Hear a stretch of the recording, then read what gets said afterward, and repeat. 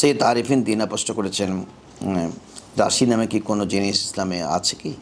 অনেক হুজুর এটা বলে, এটার উপর একটু বলুন। হ্যাঁ, দেখুন, এই যে আমাদের রাশিফল যেটা যেটা ওটা আছে ইসলামের মধ্যে, সেই শাস্ত্রটা আছে। আপনি মানুষের যে বিদ্যার যে বিভিন্ন শাখা, এই শাখার মধ্যে রাশিফল যেটার গণনা, যেমন আমাদের যে হাতে অনেকগুলো আপনি রেখা দেখতে পাচ্ছেন, রেখাগুলো কিন্তু আল্লাহ বেহুদা সৃষ্টি করেনি। আপনি দেখুন, এখানে একটি রেখা এভাবে গিয়েছে, একটা এদিকে গিয়েছে, একটা এদিকে গিয়েছে, ছোটো ছোটো আরও অনেকগুলো রেখা হয়েছে। এই রেখাগুলো গবেষণা করে মানুষ ওখান থেকে একটা জ্ঞান আহরণ করে তারপরে ওঠার মাধ্যমে আমাদের এই রাশিফল বা আমাদের জীবনচক্রের উপরে একটা জ্ঞান তারা অর্জন করে মানুষকে জানাবার চেষ্টা করে। যেমন আমার নামের অক্ষর, আমার মায়ের নামের অক্ষর, এগুলো কিন্তু আবজদি হিসেবে যদি আপনি মিলান, তখন হয়তো যারা এই বিষয়ের উপরে পাণ্ডিত্য অর্জন করেছে তারা আপনার সম্পর্কে কিছু বক্তব্য দিতে পারবে এবং অনেকাংশে যে বক্তব্য মিলে যায়। তবে এখানে কথা হচ্ছে, শরীয়তের কথা হচ্ছে একটা, যে আপনি ওই রাশিফলের উপর নির্ভরশীল হয়ে যাবেন না।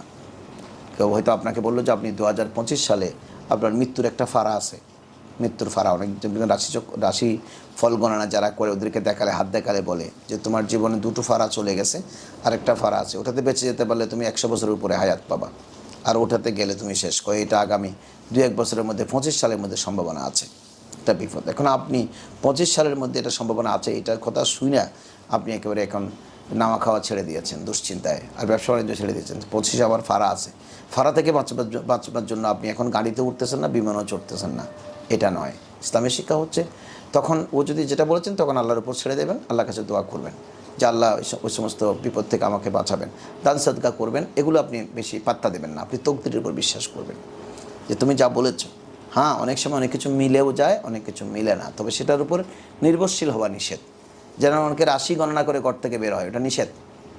আজকে আমার রাশিফল কী আছে এটা পত্রিকায় ঘাটাঘাটি করে, পত্রিকায় প্রত্যেক দিনের একটা রাশি দেয়, ওখানে ঘাটাঘাটি করে দেখে যে তোমার আজকে জীবন শুভ, তোমার অশুভ দেখলে আর ঘর থেকে বেরো না, এটা কিন্তু নিষেধ।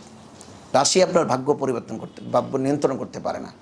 ওটা কিন্তু শাস্ত্র আছে, ইসলামে ওই জ্ঞানের একটা শাখা আছে। এটা আমাদের বড় বড় বুজুর্গরাও সেটার উপর গবেষণা করেছেন। ওই যে ফালনামা, খাবনামা, এগুলো আপনি দেখবেন হাতের উপরে তারা দেখে, হাত দেখে আপনার অনেক কিছু বলতে পারবে। তারপরে আপনার চেহারা দেখে, চেহারার মধ্যে আপনার গোটা জিন্দেগির সূচি আছে, হাতের মধ্যে গোটা জীবনের সূচি আছে। আল্লাহ তাআলা এটা সূচিপত্র, ইন্ডেক্স দিয়েছেন আমাদেরকে। এটা দেখে কিন্তু অনেক কিছু বলতে পারবো, কিন্তু আপনি এটার উপরে অন্ধভাবে বিশ্বাস করতে পারবেন না। জ্ঞানের একটা শাখা আছে ঠিক, কিন্তু আপনি তকদিরের উপর আপনাকে ছেড়ে দিতে হবে। ওটা কোনো গণকের বাড়িতে আপনি যাবেন না। কোনো রাশিচক্র যারা দেখে, এটা নিয়ে যারা ব্যবসা করে, তাদের সাথে কোনো সখ্যতা রাখবেন না। ওরা মানুষকে অনেক রকমের প্রতারণা করে, অনেক কথা বলে আপনার টাকা পয়সা নিয়ে যাবে। এটা একটি শাখা আছে বলে যে যারা এটা নিয়ে ব্যবসা করে তাদের কাছে আপনি শরণাপন্ন হতে পারেন না।